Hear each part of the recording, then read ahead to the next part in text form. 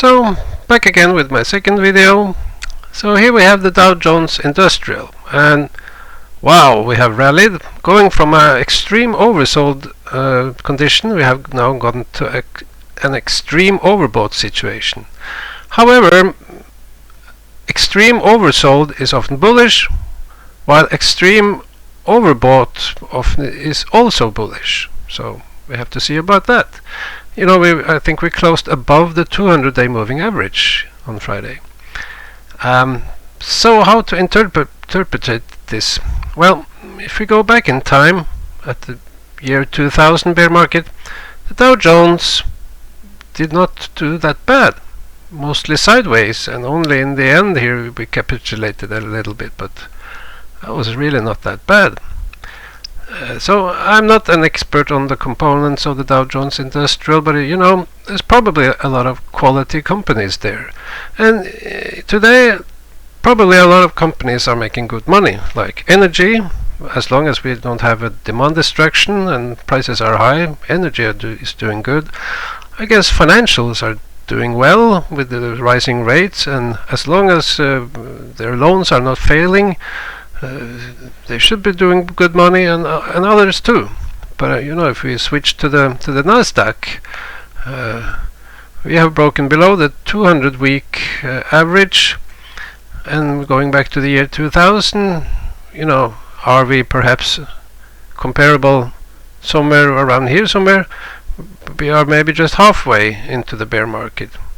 Price-wise, maybe we won't fall that deep. The rest of this bear market as for the first part, but yeah, who knows? So yeah, I'll come back to that. So we could, you know, see kind of a divided market. Is tech going to take the overall market down, but the quality companies and the industrial index may hold up better? Today, well, now I'm going to look at some personal opinions, and I'm not an expert in a lot of these things, but a couple of opinions on the market. Demographics. I mean, well, if we go back in time, after the Second World War, we had the baby boom.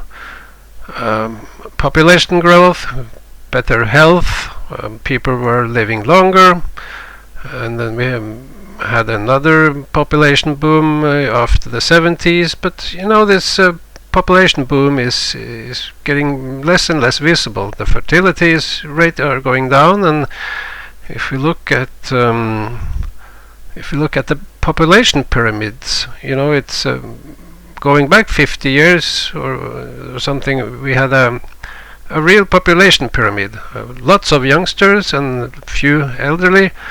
But now, most in the Western world, the population pyramid is mostly what do you say? It's flat, you know, and even shrinking.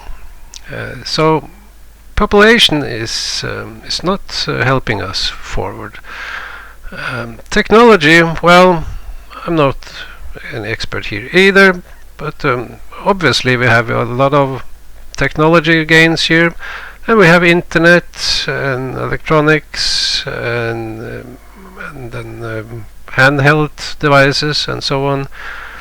But I want to mention Russia. You know, in the 90s, Russia was no longer an enemy like before. So I'm assuming Russia opened up and started to export a lot of raw materials to the rest of the world, and oil and gas. So we had a lot of access to these, and that was holding prices down, I guess, and reducing inflation. Also in the early 90s, we had China starting to build a lot for us in the West, making cheap devices and stuff. So we had easy access to cheap electronics and everything, so that's holding the prices down. Inflation kept down. So what if this reverses? Well, Russia already, we know, we don't have access to those resources anymore. And China, well, still we are friends with China, I guess, but that could change as well. So energy, well, military, after Russia not being that kind of enemy anymore, you could assume government spent less on military, so they could cut taxes or use these money resources more productive, giving us better schools, healthcare, education, or roads and everything. But now we probably have to spend more on military again. Interest rates, well, as I said, China, Russia, I think those they have affected interest rates a lot. Now that could reverse, and we are seeing interest rates going up very much, and so we have inflation. So I think these are some super trends going on here. I should also mention energy.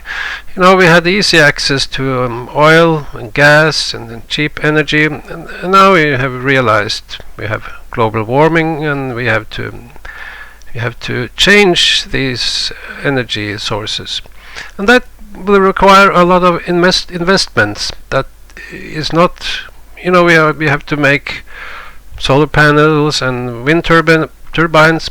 And this is not new energy. They are to replace the old polluting energy.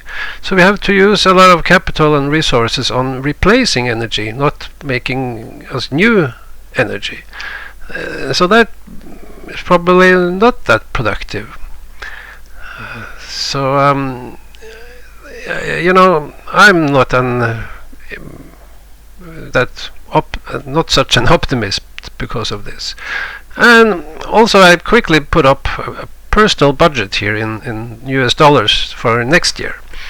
Just have a look here. So my wife is not working full time, so next year after taxes I think we'll earn about $2,500 US dollars more than this year, perhaps 3,000. Wages are not going that much up in Norway. So we have a loan on our house, and next year I'm assuming we have to pay $4,000 more on our loan next year. Electricity, well, I'm assuming electricity will be about the same next year as this year. So that has already hit us this year. It's not a new cost next year. Same with gasoline, is up about 50%. Electricity is about up 100%. It's heavily subsidized by the government in Norway. So without that, it would be up 500% or 1,000% for households. Higher rates and energy means that we next year will have to pay about 30% higher cost for water and sewage. It doesn't make that much out. And food up about 15%, so that happened already this year. That means next year, compared to a normal year, we probably have about $8,000 less to spend.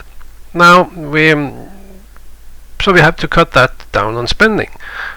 Also, I have some income from house rental and from from savings, but I keep that out from here.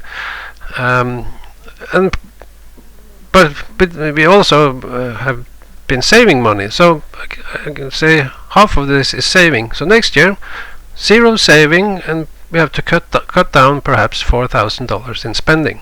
And what we are spending it on is a lot more, costs a lot more, so we are getting a much less. So this is probably the same everywhere. So how are, especially like, we had Tina. Well, I'll come back to that in the last video.